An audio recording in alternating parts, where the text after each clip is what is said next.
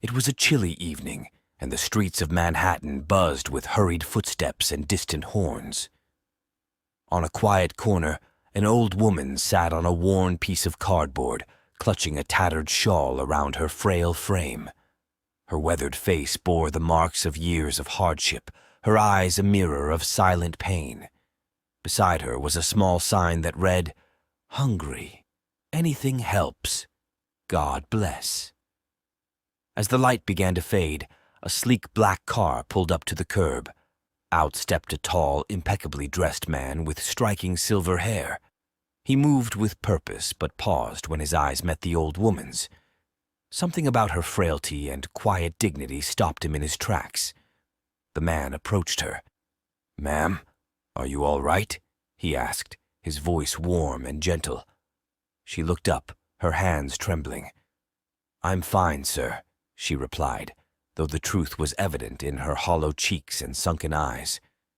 Without hesitation, he reached into his coat and handed her a few crisp bills. She hesitated before taking them, her voice breaking. "Thank you, sir. You're too kind."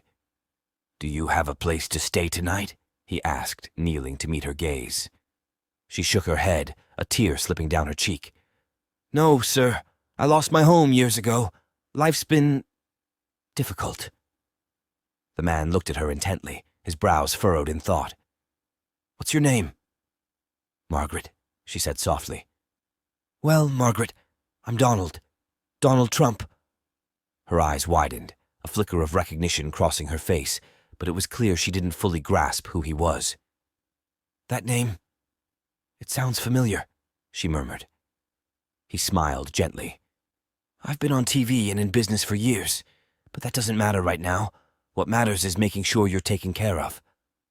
Margaret stared at him, her lips trembling. "Why would someone like you care about someone like me?" Donald reached out and placed a hand on hers. "Because no one should have to live like this. Everyone deserves kindness, Margaret." In that moment, tears began to flow freely from her eyes. "You're him. You're that man who builds all those big towers, aren't you?" she asked, her voice choked with emotion. He nodded. "Yes, but that doesn't make me any different. I've had my struggles too, Margaret. Maybe not like yours, but life humbles us all."